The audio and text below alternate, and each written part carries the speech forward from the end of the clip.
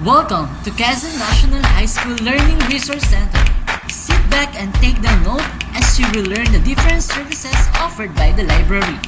The Quezon National High School Learning Resource Center is committed to provide to the research need of students and teachers in support to teaching and learning of Quezon National High School community. Presenting our librarian and library staff who is ready to help and assist you on your research needs. Mr. Christian S. Mendoza, School Librarian 2, Mr. Jomar R. Dayapan, Secondary School Teacher 2, and Miss Sinaida Villaliama, our Master Teacher 2.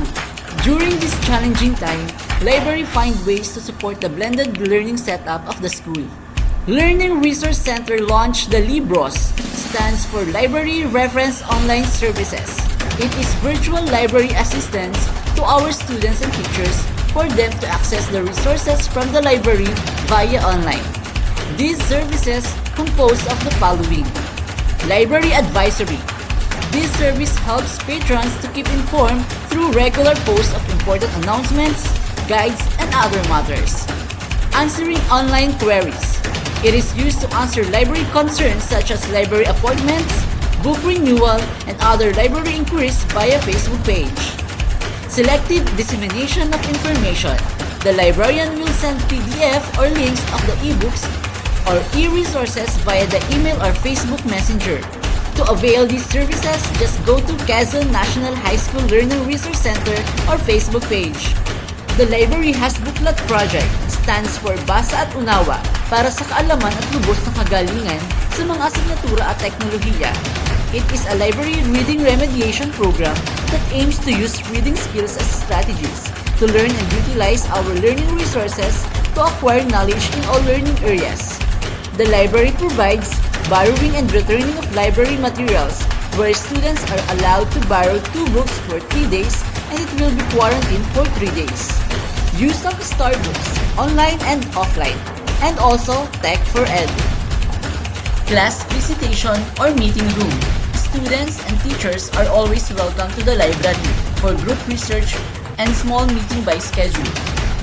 The library has the following library collections. General reference books, reference materials such as dictionaries, almanac, gazetters, maps and globes, periodicals such as magazine and newspaper, free online services, Cogprints, Project Gutenberg, bookboon.com, and Planet eBook.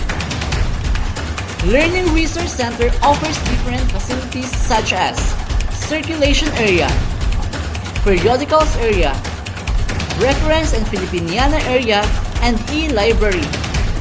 To prevent the transmission of the virus, please observe the following.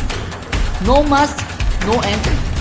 Sanitize hands with alcohol or wash hands with soap and water. Observe physical distancing at least 1 meter apart. Seek medical assistance or report to the nearest clinic if there's cough, fever, and difficulty in breathing. Upon entry to the library, please observe the following. For all library transactions, valid ID must be presented. Silence should be observed at all times in the general reading area. The following offenses will be dealt accordingly.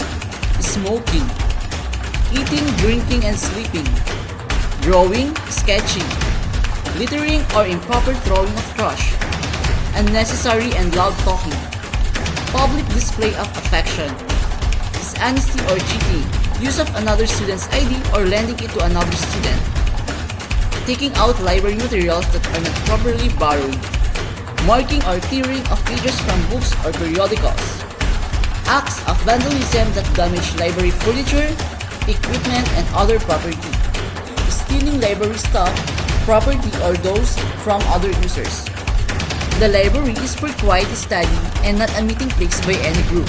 Loitering inside reading area is strictly prohibited because it distracts students who are studying their lessons seriously. Library users are not allowed to move chairs from one table to another. Cell phone should be in mute or silent mode. A student is required to get their library account in order to avail library services. Please fill in the online registration form with your valid email address. Submit the following: photo of your registration form and your 2x2 picture with plain background. Please follow and share our Facebook page, Quezon National High School Learning Resource Center.